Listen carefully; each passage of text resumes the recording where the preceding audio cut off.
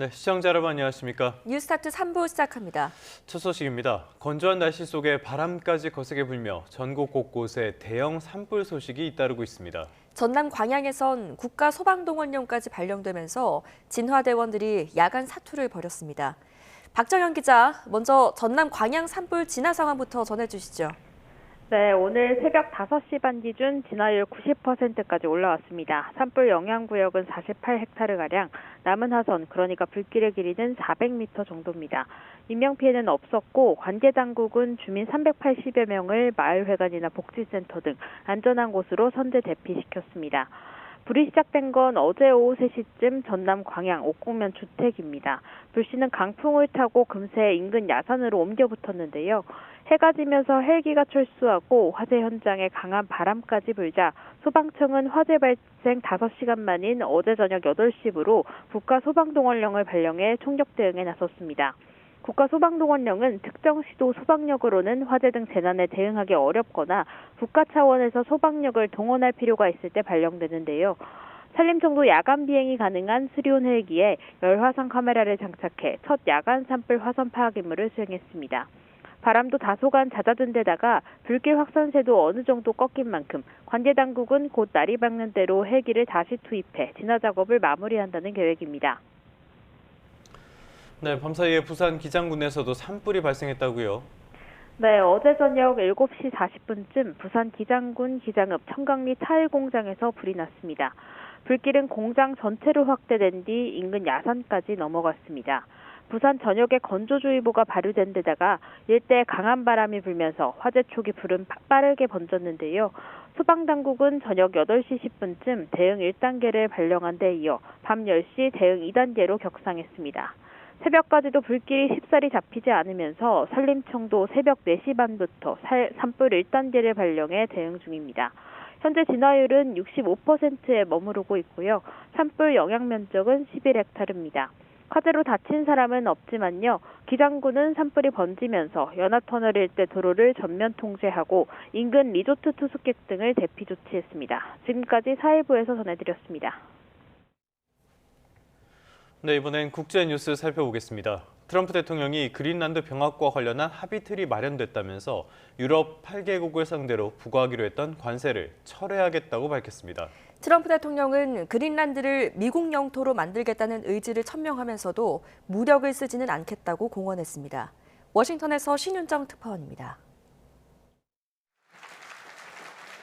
6년 만에 스위스 다보스 포럼을 직접 찾은 트럼프 대통령은 1시간 10분이 넘는 연설에서 그린란드 병합 의지를 거듭 드러냈습니다. 유럽 정상들과 기업인들이 모인 유럽 한복판에서 미국 말고 어떤 나라도 그린란드를 지킬 수 없다며 그린란드 병합의 정당성을 주장했습니다. No nation or group of nations is in any position to be able to secure Greenland other than the United States. 풍부한 희토류가 매장된 그린란드는 적국인 중국, 러시아 사이에 낀 전략 요충지라며 북미 대륙의 일부이자 우리의 영토라고 말했습니다. 트럼프는 다만 그린란드 확보를 위해 군사력을 사용하진 않겠다고 처음 밝혔습니다. But I won't do that. Okay? Now everyone's saying, oh, good. I don't have to use force. I don't want to use force. I won't use force. 나토 내부 무력 충돌에 대한 미국 내 우려와 유럽 동맹국들의 거센 반발을 고려한 것으로 보입니다.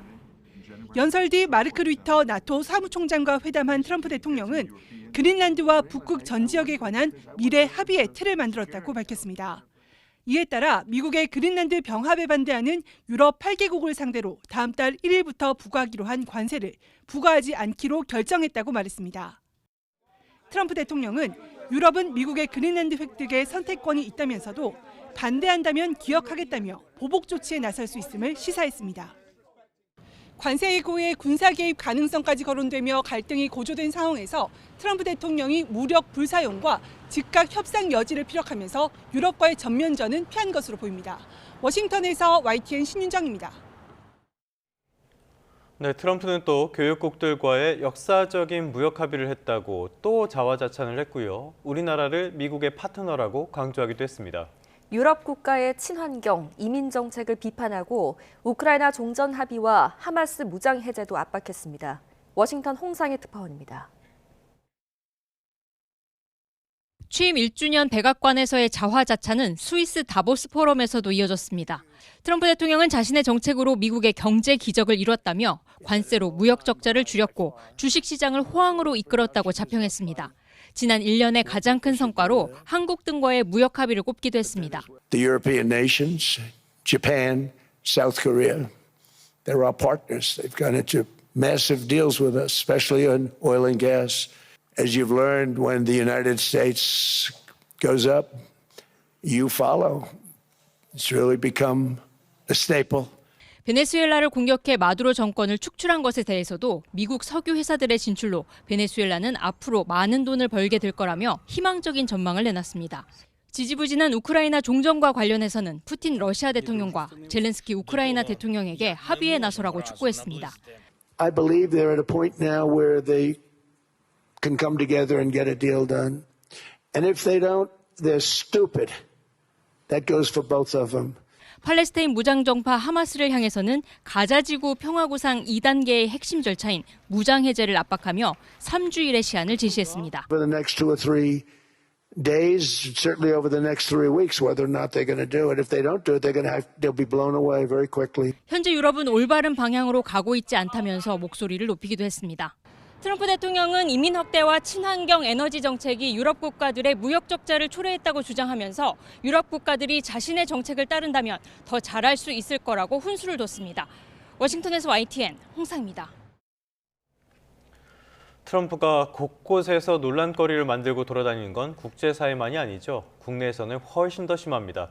트럼프가 리사콕 연방준비제도 이사를 해임한 사건은 경제의 상식 가운데 상식인 중앙은행 독립성을 정면 부정한 문제이기도 합니다. 미국 연방 대법관들은 공개 구두 변론에서 연준의 독립성을 강조하며 쿡 이사의 유임에 무게를 뒀습니다. 뉴욕에서 이승윤 특파원입니다. 트럼프 대통령이 주택담보대출 서류 조작을 이유로 리사쿡 연방준비제도 이사를 해임한 사건의 구두 변론이 미국 연방대법원에서 열렸습니다. 브렛 캐버노 대법관은 쿡 이사의 해임을 허용한다면 연준의 독립성이 약화하거나 산산이 깨질 것이라고 말했습니다. 소니아 소토마요르 대법관도 이런 문제를 너무 성급하고 충분한 숙고 없이 결정하면 연준의 독립성이 훼손된다고 지적했습니다. 커탄지 브라운 잭슨 대법관 역시 쿡 이사가 연준 이사직을 유지하는 게 즉각적인 위협이라는 증거가 있어 보이지 않는다고 꼬집었습니다. 9명의 대법관 가운데 5명 이상이 쿡 이사를 해임하려는 시도에 대해 회의적인 태도를 보였습니다. 이번 재판이 트럼프 대통령의 위협에서 연준의 독립성을 지키기 위한 대리전으로 본 제롬 파월 의장은 2시간에 걸친 변론을 모두 지켜봤습니다. 트럼프 행정부는 연준 청사 개보수 예산 초과를 이유로 수사에 착수했고 파월 연준 의장은 금리 인하 압박용이라며 맞서 싸우겠다는 뜻을 밝혔습니다. This unprecedented action should be seen in the broader context of the administration's threats and ongoing pressure. Public service sometimes requires standing firm in the face of threats. 트럼프 대통령은 쿡 이사를 해임하고 그 자리에 측근을 배치해 7명의 연준 이사 중 과반을 금리 인하파로 채우려고 시도하고 있습니다.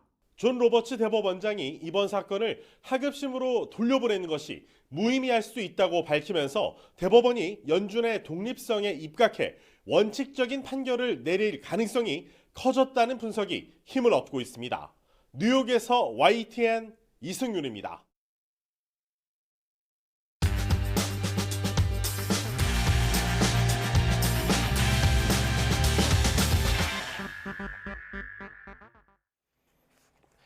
(1월 22일) 목요일 스타트 브리핑 시작합니다. 먼저 그린란드 관련 기사부터 보겠습니다.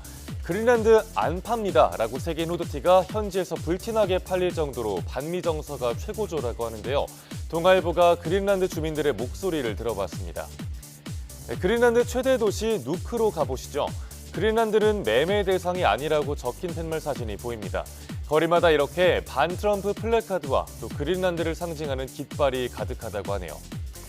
마가를 비꼬는 표현인 마나도 등장했습니다. Make America Native Again, 즉 미국을 다시 원주민의 나라로 돌려놓자는 뜻입니다.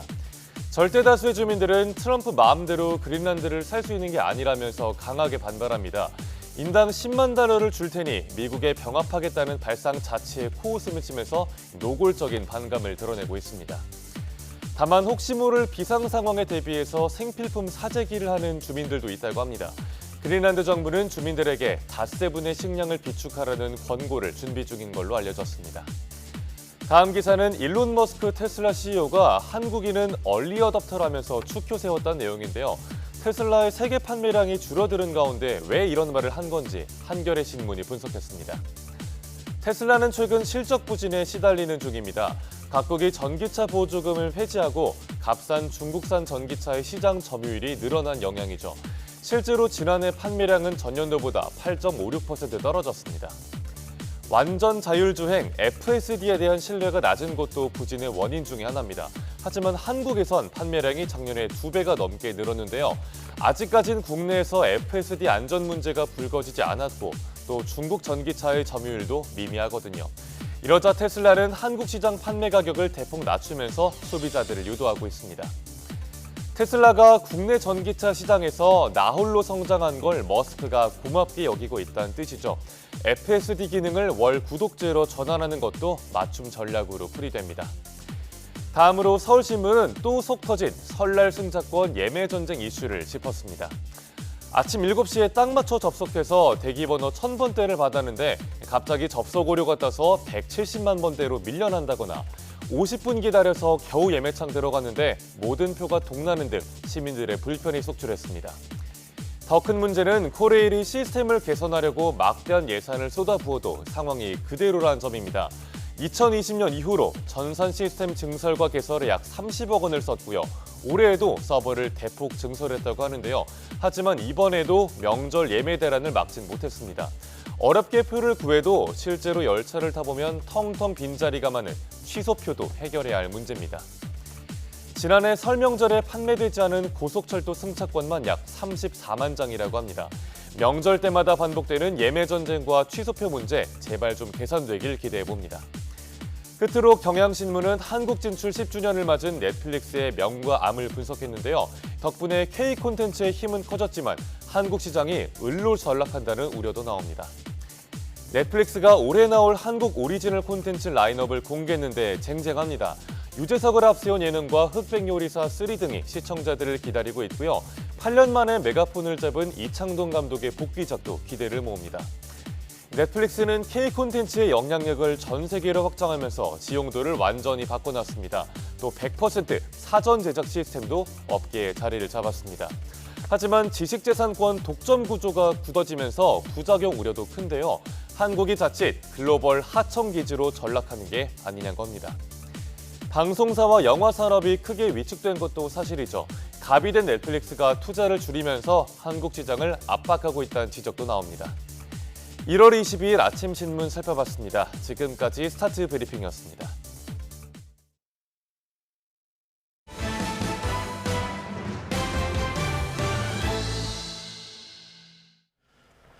네, 이번엔 청와대로 가보겠습니다. 이재명 대통령이 신년 기자회견에서 검찰 개혁에 대한 생각을 밝혔습니다. 검찰의 폐해 때문에 보안 수사권을 주지 않는 게 맞는다면서도 예외적으로 필요한 경우도 있다고 말했습니다. 종교의 정치 개입에 대해서는 절대 허용해선 안 된다며 엄단 의지를 거듭 강조했습니다. 홍민기 기자입니다. 이 대통령은 기자회견 첫머리에서부터 검찰 개혁을 확실하게 추진하겠다고 밝혔습니다. 단박에 완성되는 개혁이란 없다며 혼란을 최소화하기 위해 법과 제도를 보완해 나가겠다고 강조했습니다. 국민의 뜻을 따라 가장 책임 있는 해법을 끝까지 만들어내겠습니다. 개혁의 구체적 방향에 대해서는 과거 검찰의 업보로 인해 모든 권한을 뺏어야 한다는 목소리가 있지만 권력 분산을 위해 보안 수사권이 필요한 경우가 있다고 말했습니다. 저는 보안 수사를 안 하는 게 맞다고 생각해요. 그러나 예외적으로 필요한 경우가 있어요. 경찰에 무조건 힘을 실어주기보다는 권력 분산을 통해 상호 견제가 이뤄져야 한다는 취지를 이번에도 강조한 것으로 풀이됩니다. 이 대통령은 다만 정부의 검찰 개혁안은 아직 확정된 게 아니라며 부작용을 막기 위해 여당 내 수기가 필요하다고 여지를 남겼습니다. 신천지와 통일교 등의 정교 유착에 대해선 나라가 망하는 길이라며 반드시 뿌리를 뽑겠다고 강조했습니다. 나아가 개신교 일각에 대한 수사 의지도 언급했습니다. 이재명이 죽어야 대한민국이 산다. 설교 제목이 그런 데도 있더라고요. 그 종교적 신념과 정치적 선호가 결합해버리면 양보가 없어요. 이건 나라 망하는 길이죠. 여야가 통일교 등에 대한 특검을 논의하고 있지만 야당이 속마음과 달리 합의하지 않을 거라며 사안의 중대함을 고려해 검경 합동수사가 우선 필요하다고 말했습니다. 이 대통령은 국무회의를 통과한 2차 종합특검법이 지방선거에 영향을 미치는 게 아니냐는 우려에 대해선 봄바람에도 영향을 받는 게 선거라며 큰 영향은 없을 거라고 응수했습니다. YTN 홍민기입니다. 이재명 대통령은 각종 의혹에 휩싸인 이해운 기획예산처 장관 후보자에 대해서는 문제가 있어 보이기는 한다면서도 본인의 해명을 들어봐야 공정하다고 언급했습니다. 이 대통령은 어제 신년 기자회견에서 참 어려운 주제이고 직설적으로 이야기하면 이 후보자에 대해 어떻게 할지 아직 결정하지 못했다며 이같이 말했습니다. 그러면서 청문 과정을 본 국민의 판단을 들어보고 결정하고 싶었는데 그 기회마저 봉쇄돼 아쉽다고 덧붙였습니다. 이 대통령은 이어 이 후보자가 국민의힘 쪽에서 공천을 5번 받고 3번이나 의원에 당선됐는데 아무런 문제가 제기되지 않았다며 이 후보자 지명에 대한 여권의 반발도 이렇게 격렬할지는 몰랐다고 말했습니다. 여야가 자료 제출 문제로 한 차례 무산된 이해운 기획예산처 장관 후보자 인사청문회를 이르면 내일 개최하는 방안을 검토하고 있습니다. 국회 재정경제기획위원회 여야 간사들은 자료가 모두 도착하는 것을 전제로 청문회를 열기로 뜻을 모았습니다. 다만 자료 제출이 늦어질 경우에는 일정이 다음 주로 미뤄질 가능성도 있는데 아직 야권에선 요구하는 자료는 도착하지 않은 상태입니다. 네, 다음 소식입니다. 어제 한덕수 전 국무총리가 1심 선고에서 징역 23년을 선고받았습니다.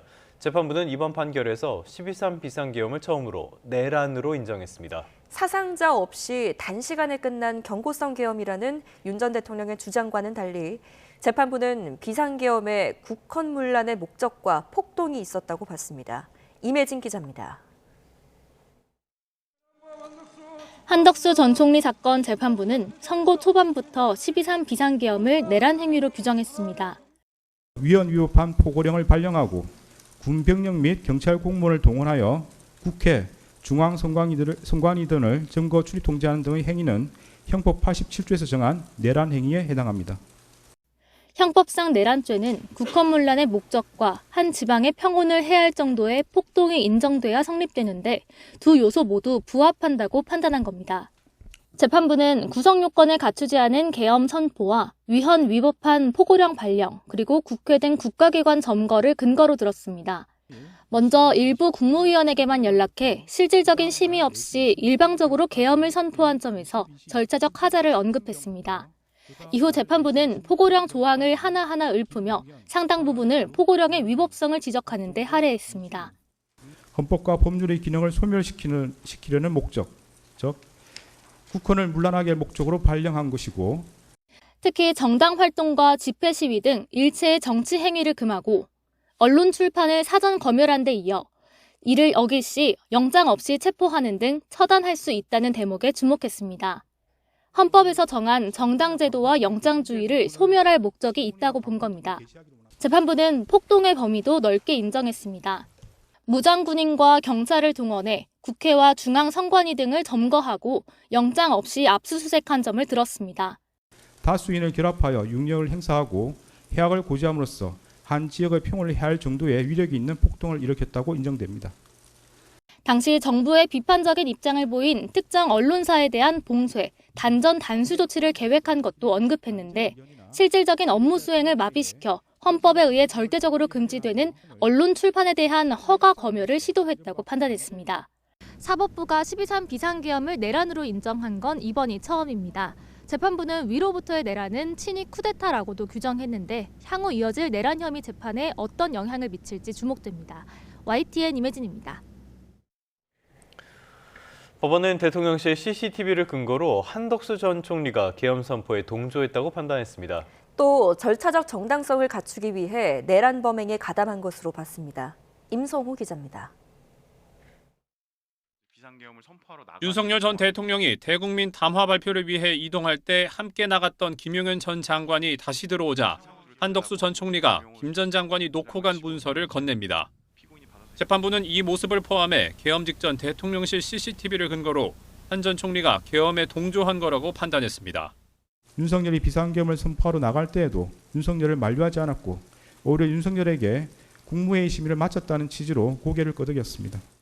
재판부는 특히 한 전 총리가 송미령 장관을 대통령실로 소집하고 재촉하면서도 이유를 설명하지 않은 것에 주목했는데 비상계엄이 무산될 것을 우려한 것으로 보인다고 판시했습니다. 결과적으로 윤 전 대통령의 의사가 확고하다는 걸 확인하고 국무회의 심의라는 절차적 요건을 형식적으로나마 갖추도록 했다는 게 재판부 판단입니다. 계엄 선포문을 꾸미는 데 가담하고 국무위원들의 서명을 받으려고 한 것도 뒤늦게 절차적 정당성을 부여하기 위한 것으로 보았습니다. 국무위원들로부터 비상계엄 선포의 절차적 요건에 해당하는 부서를 받고자 시도함으로써 윤석열 등의 내란 행위에 있어 중요한 임무에 종사했다고 봄이 타당합니다.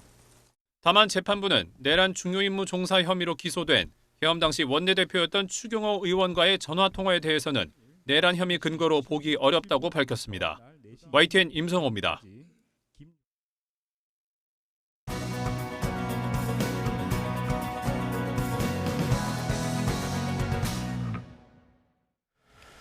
네, 트럼프 대통령이 유럽을 겨냥한 관세 압박에서 한 발 물러섰습니다.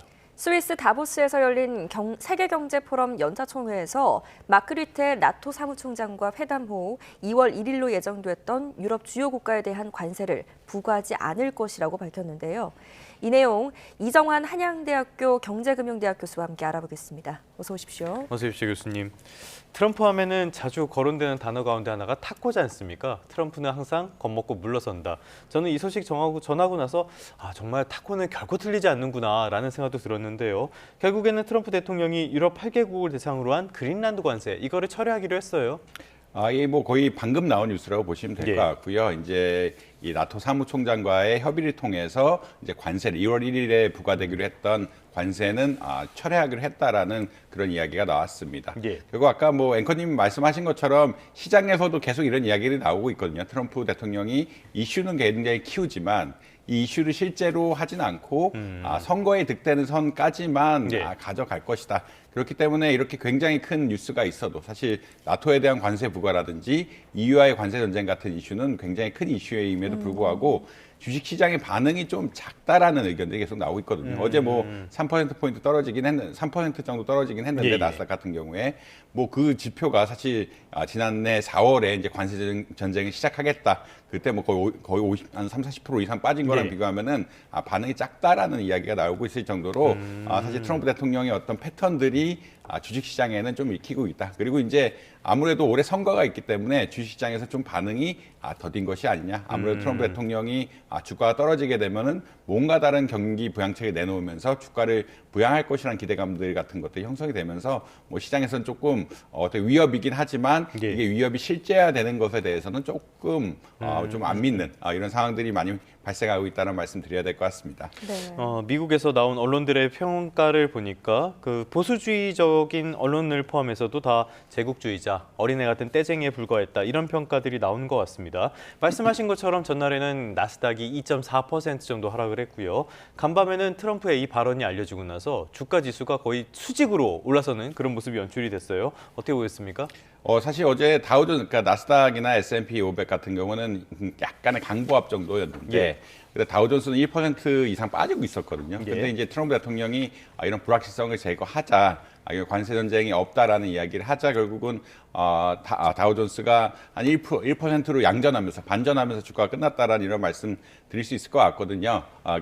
결국 이런 것들이 사실 어제 보면은, 그러니까 그저께 보면은 뭐 국채 시장의 문제라든지 AI 주들이 굉장히 많이 떨어지는 이런 현상들이 발생했는데 그 주식들, 그러니까 국채의 금리도 좀 내려가게 되고 그다음에 AI 관련 주식들 같은 것들, 그러니까 주가가 떨어졌던 주식들이 반등을 하면서 결국 사실 어제 떨어진 것을 좀 만회하는 이런 양상들을 많이 보였다라 이런 말씀 드려야 될 것 같습니다. 네, 이 트럼프가 유럽 관세에 대해서는 이렇게 한 발 물러서는 듯한 모습을 보이면서도 다보스 포럼에서 어김없이 이 그린란드 영토 야욕을 드러내기도 했는데요. 다보스 포럼의 주요 연설 내용 어떻게 보셨어요?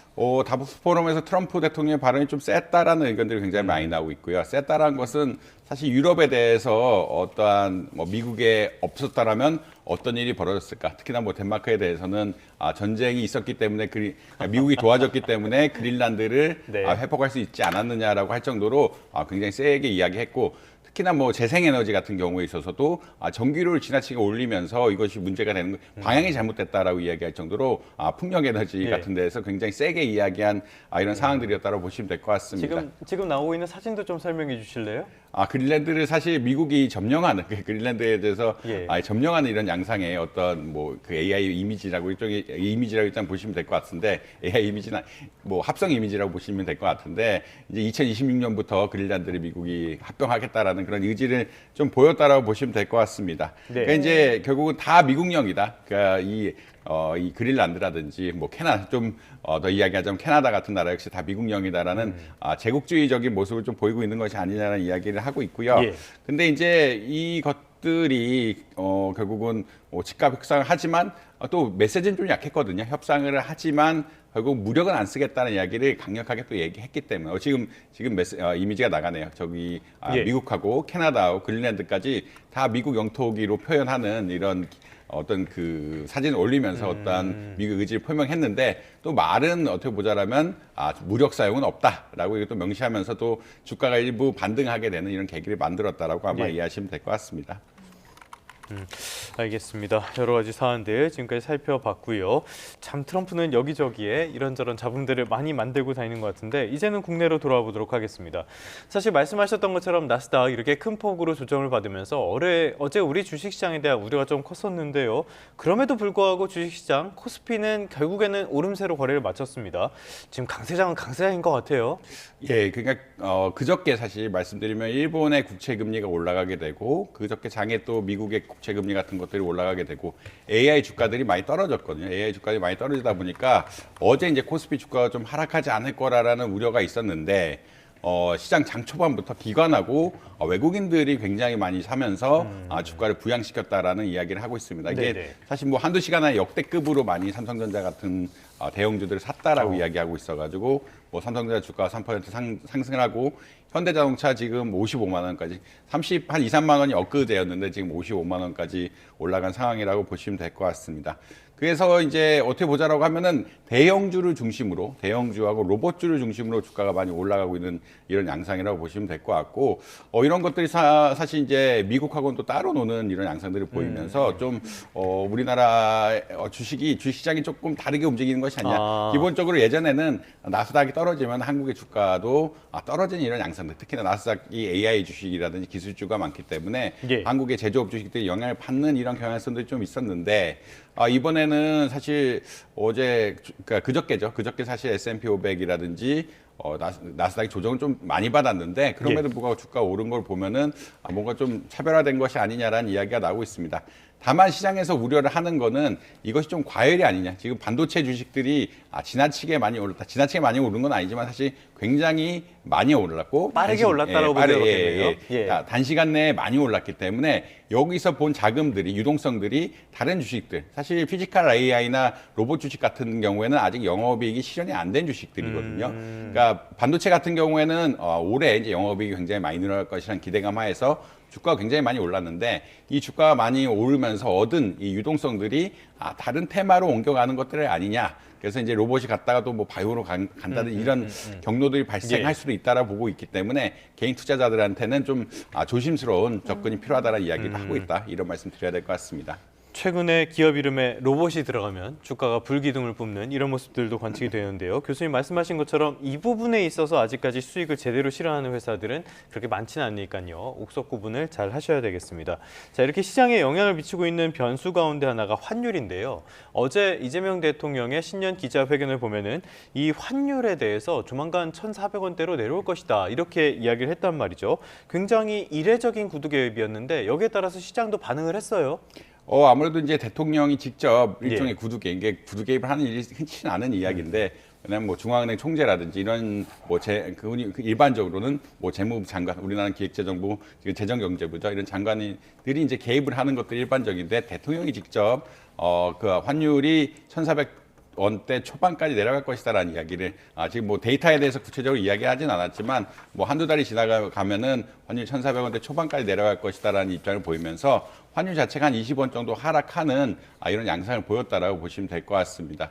이 구두 개입이란 것이 사실은 뭐 어떻게 오퍼레이션 하는지에 따라서 좀 다르긴 하지만 대통령이 직접 이야기했다는 것이 외환시장에 좀 영향을 줬다라고 아마 이해하시면 될 것 같고, 그렇지만 결국은 대통령이 한 이야기는 아무래도 재경부 장관이라든지 한국은행 총재가 한 이야기보다는 디테일이 좀 떨어질 수밖에 없기 때문에 이것도 좀 상황을 또 지켜봐야 되는 상황이기도 하다, 이런 말씀 역시 드릴 것 같습니다. 상황을 지켜봐야 된다. 최근에 봤을 때는 이렇게 어떤 구두 개입이라든지 정책에 나와서 환율이 떨어졌을 때 그때를 오히려 투기 세력이 매수 타이밍으로 보는 그런 흐름도 감지가 됐었거든요.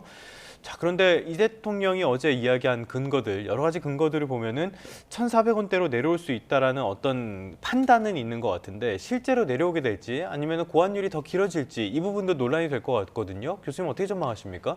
사실 어제 대통령께서는 정확한 얘기를 안 하게, 결국은 뭐 중앙은행 총재나 재경부 장관과의 입장이 다르기 때문에 어떤 방식에 따라서 어떤 이유에 따라서 환율이 내려갈 것이다라는 구체적인 메커니즘을 이야기 안 했지만 저희가 뭐 추론하기로는 이제 아무래도 1월 달에 투자 흐름 같은 것들이 약해지게 되면은 달러에 대한 수요가 줄어들게 되고, 달러에 대한 수요가 줄어들게 되면은 아무래도 환율이 좀 떨어지게 되는 양상이 보일 수 있지 않을까라는 그런 이야기는 할 수 있다라고 보시면 될 것 같습니다. 결국은 1월 달에 포트폴리오, 그러니까 개인의 자산 투자라든지 연기금의 자산 투자 같은 것들이 많아지게 되고요. 또 국민연금도 이번에 중장기 계획을 좀 바꾸면서 아무래도 국내 투자를 비중을 늘리고 해외 투자를 좀 비중을 줄이겠다. 그러니까 연기금의 방향성 같이 좀 조정하는 이런 메시지들이 있으니까 결국은 지금 최근에 가장 이슈가 되는 것들은 투자 흐름에 대한 이슈인데, 한국에서 해외로 간 투자들이 너무 많아진다는 이슈가 있는데 이것들이 한 두어 달 정도 되면 좀 잠잠해지지 않을까라는 그런 의견들이 반영됐다라고 아마 보시면 될 것 같습니다.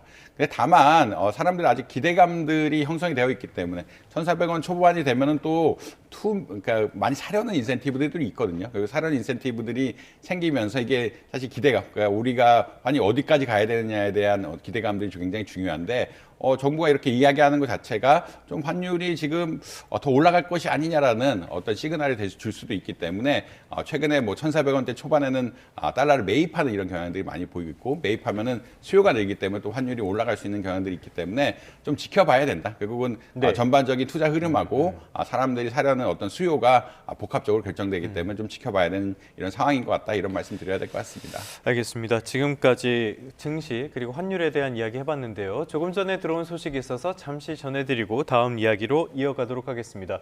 지난해 윤 전 대통령이 구속된 직후에 발생했던 서부지법 폭동을 유도한 혐의를 받는 전광훈 사랑제일교회 목사가 오늘 구속 상태에서 검찰로 넘겨지고 있는 모습 지금 화면으로 들어와 있습니다. 차량을 통해서 성북 유치장에서 서울 서구지검으로 넘겨지는 모습입니다. 네, 전광훈 목사의 어떤 모습은 보이지 않고요. 차량으로 이동하는 모습만 카메라에 담긴 것으로 보입니다.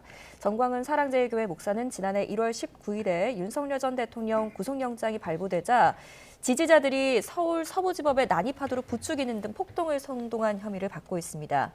경찰은 전 목사가 신앙심을 내세워서 시위대의 심리를 지배하고 자금을 지원하며 통제한 것으로 판단하면서 구속영장을 발부했는데요. 지금 차량으로 이동하는 모습을 저희가 실제 화면으로 보여드리고 있습니다. 더 자세한 소식이 들어오면 다시 한번 전해드리도록 하겠습니다. 네, 대담 다시 이어가도록 하겠습니다. 환율에 대해서는 이례적인 구두 개입이 있었고, 하지만 이 부동산과 재정에 관련해서는 좀 신중한 입장을 보였는데 그 와중에도 좀 확실한 메시지는 있었습니다. 부동산 세제 개편 관련해서 이 다주택자 규제 필요성을 거듭 강조했는데 어떤 대안들이 나올 거라고 좀 보십니까? 뭐 사실 이제 부동산 세금은 마지막 수단이라는 얘기도 명백하게 네. 하시긴 했습니다. 세금이란 것이 일종의 부정적인 요인을 작용할 수도 있기 때문에 예. 세금이란 것이 부과되게 되면은 가격에 넘겨줄 수 있는, 가격으로 올릴 수 있는 또 유인이 될 수가 있거든요. 세금을 가격에 전가하는 메커니즘 역시 분명하기 때문에 세금에 대해서는 신중하게 하겠다라는 이야기를 하고 있습니다. 그래서 다주택자들에 대해서는 이제 규제를 하겠다라는 이야기를 하고 있고, 특히나 다주택자들이 집을 팔 수 있게끔 하는 메커니즘 역시 양도세 지금 중과 부분을 빼주고 있는데 이런 것을 네. 좀 연장해줘야 되는 것이 아니냐라는 의견까지 나오고 있다라고 아마 보시면 될 것 같습니다. 그다음에 이제 최근에 이제 국토교통부에서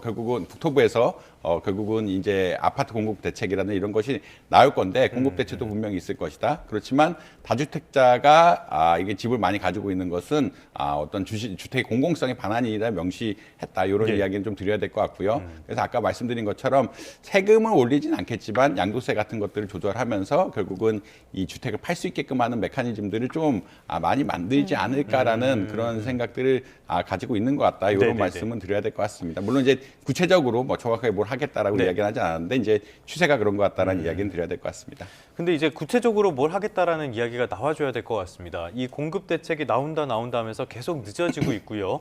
6.27 대책, 11.5 대책 같이 이 수요 억제책들은 시간이 지나다 보니까 어떤 순기능보다는 부작용이 더 두드러지는 상황이거든요. 그래서 공급 대책이 더 중요할 것 같은데요. 일단 부작용을 좀 보자면요. 서울 아파트 전세 매물이 급감을 해버렸습니다. 이러면은 전세 대란은 뭐 뻔하다 이렇게 봐야 되는 거 아닙니까? 사실 올해 상반기 좀 전세 대란이 우려되는 것은 사실이다라는 말씀을 드릴 예. 수 있을 것 같습니다. 일단은 지금 매물에도 나오고 있긴 하지만 매물 자체가 굉장히 많이 줄었다, 그러니까 전세 매물이 많이 줄었다라고 보시면 될 것 같고요. 그 다음에 이제 월세로 좀 전환 같은 게 이슈가 된다라고 보시면 될 것 같습니다. 그보다 더 큰 문제는 사실 서울의 아파트 입주 물량이 작년에 비해서 올해 반토막이 나고 예. 그다음에 상반기에 특히나 이 아파트 매물, 그러니까 흔히 말하는 신축 아파트가 입주가 별로 안 되거든요. 신축 예. 아파트 입주가 안 되게 되면은 아무래도 전월세, 그러니까 전세에 굉장히 또 부담이 되는 이런 상황이 될 수밖에 없다라고 아마 이해하시면 될 것 같습니다. 그렇기 때문에 올해 특히나 최근에 가격 대비, 부동산 가격 대비 전월세 가격이 좀 많이 떨어져 있는 상태인데 이제 전월세 가격이 또 올라가게 되고 전월세 가격이 올라가게 되면 또 집값이 또 올라가게 될 수 있는 발판이 될 수가 있기 때문에 정부에 좀 우려를 하고 있다라는 이런 양상이면 보시면 될 것 같고요. 특히나 뭐 실거주 의무 같은 것들, 이런 것들, 월세 선호하는 이런 양상들이 떨어지면서 전세 물량이 특히나 없어졌기 때문에 보다 더 전세 대란에 대한 이야기들이 나오고 있다라고 아마 보시면 될 것 같습니다. 네, 전세 매물이 줄어든 배경을 보면 단순한 수요 문제라기보다는 제도와 또 구조적인 문제가 겹쳐 있는 것 같은데 이거 해소할 수 있는 방법이 있겠습니까? 사실 전세라는 제도는 굉장히 우리나라만의 독특한 제도라고 보시면 될 것 같고요. 흔히 말해서 그 공적 금융이 아니라 이제 사적 금융을 통해서 집을 사는 이런 메커니즘이라고 보시면 될 것 같은데 아무래도 집값도 불안하게 되고 실거주 의무 같은 것들이 강화되게 되면서 월세로 자꾸 전환이 되는 것이 아니냐라고 이해하시면 될 것 같습니다. 특히나 뭐 한국형 뭐 전월세 제도란 것은 보통 보증금은 그대로 두고 집값이 오른 분만 월세로 계속 전환하는 이런 양상들이 많이 보이기 때문에 완전히 월세로 전환된다기보다는 이제 전세와 월세가 결합된 형태로 어떻게 보면은 집값이 오른 분에 대해서는 월세로 계속 전환하는 이런 양상들이 많이 나타나지 않을까라고 생각을 하고 있고요. 이것들이 사실 적극적으로 아파트가 공급이 되면은 아파트 물량이 풀리면서 그 전세가 입주하는 이런 상황들이 발생을 하게 되는데 특히나 2026년, 2027년 이제 코로나19 고금리에 따른 영향들에 따라서 입주 물량이 줄어듦에 따라 이런 어떤 전세 대란에 대한 우려가 좀 나오고 있다. 그러니까 빌라 공급 역시 또 원활하지 않다는 이야기들이 있어서 전세에 대해서 좀 우려가 있는 것이 사실이라는 말씀 드려야 될 것 같습니다. 일단은 서울에서는 인구 감소가 이어지고 있지만 그렇다고 해서 서울 아파트를 찾는 수요가 줄어드는 건 전혀 아니거든요. 지금 상황을 보면 결국엔 공급 대책이 중요할 수밖에 없는데요. 지금 거론되는 것들, 그린벨트 해제나 군 골프장 활용이나 이런 것들은 앞서서도 시도했다가 계속 실패했던 그런 내용들 아닙니까? 실효성이 있을까요? 아무래도 이제 단기간에 공급 대책을 내야 되는데 보통 아파트 같은 경우는 뭐 택지 지구 같은 거 지정하고 이렇게 하면 한 10년은 벌인다라고 생각을 하고 있습니다. 지금 이제 대책을 세우면은 뭐 한 10년 이후에 이제 주택 공급들이 원활하게 이루어지는 이런 양상들을 보이고 있기 때문에 이제 물론 이제 공급주택 내는 게 굉장히 중요하고 그렇기 때문에 공공주택 같은 것들을 많이 짓겠다는 이야기를 하고 있는데 이게 쉽게 될지 어디서 지정이 될지에 대해서는 사실 조금 걱정이 되는 게 사실이고요. 아무래도 서울에는 이 공공택지 개발할 땅들이 그렇게 많지는 않기 때문에 지금 국토부에서 굉장히 집중을 해서 개발하고 있다라고 하고 플래닝을 하고 있다고 하는데 어디에 지을 수 있는지 어디에 얼마 지을 수 있는지에 대해서는 조금 지켜봐야 되는 이런 상황들인 것 같다라는 말씀드려야 되겠습니다. 아무래도 이제 서울에 공급할 땅이 많지 않고 그렇기 때문에 국토부의 해안 같은 것들이 많이 필요한 상황이다라고 아마 보시면 될 것 같습니다. 네, 알겠습니다. 오늘 여기까지 듣겠습니다. 이정환 한양대 경제금융대학 교수와 함께했습니다. 잘 들었습니다. 고맙습니다.